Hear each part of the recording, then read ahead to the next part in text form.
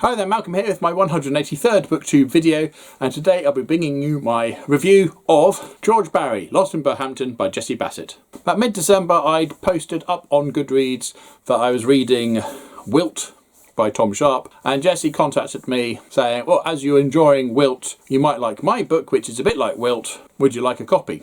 I said, well, I can't read e-readers, so if you can send me a physical copy, then of course I would give it a go. And then a few days later it turned up in the post, which, you know, during the Christmas period I was very impressed with. So dutifully I read this as January's book of the month, and here are my thoughts. So as a quick summary, the story is about a chap called George Barry, who lives in a sort of Midsummer Murders type village where the collection of right-wing racists have banded together to try and oust the local tandoori restaurant, even though everyone uses it.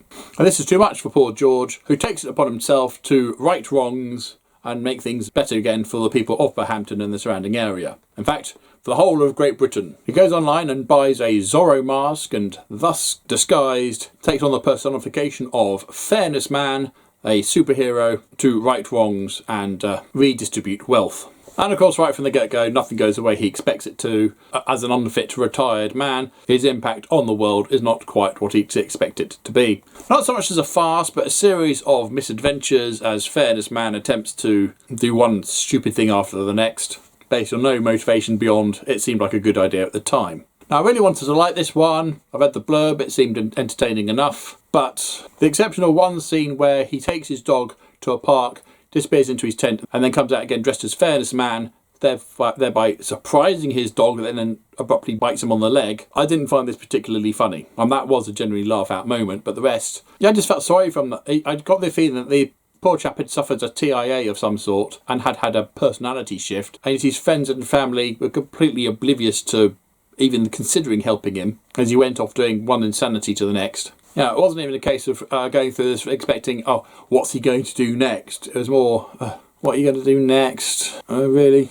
Yes, it was chock full of social commentary, a quite good story arc surrounding a homeless person that he befriends and takes home with him. But there's nothing particularly outrageous. There's a couple of random occurrences, stumbling across a couple in the woods, busy at it. But everything that happens could only end up at a foregone conclusion. And yes, there is obviously the irony of somebody wanting to single-handedly make the world a better place and be dismissed as off his rocker. Or, in my case, thinking he's had a stroke. I don't necessarily disagree with him, and I certainly don't have an answer, but Fairness Man was never going to work. On a more interesting aspect, I was given Myrtle for Christmas, so I had these two books on the go at the same time, and I just couldn't help but notice a certain similarity in the cover design of them too. So George Barry, Lost in Burhampton, I would say is probably worth reading.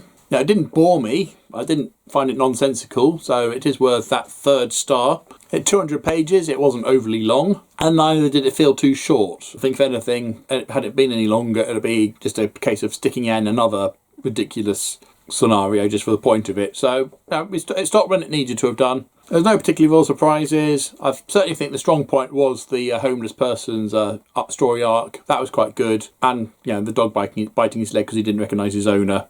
That was funny. That was laugh out loud funny. It is signed for me though, so that's nice. And to address the comparison to Tom Sharp, I'd say this was less waffly than Tom Sharp can be. If you've read any Tom Sharp books, you'll know that when he introduces a character, you get pages and pages of his backstory, upbringing, schooling, and sometimes you don't even have the character featuring for very long. You have all of that, and then off they go, and so, oh, what was the point of that? So we don't have any of that waffle. It was okay. Just wish I liked it more. There you go. Have you read George Barry, Lost in Burhampton? What were your thoughts on it? Well, and do you feel under pressure to like a book if an author sends you a copy to say, you know, would you mind reading this and giving me a review, please?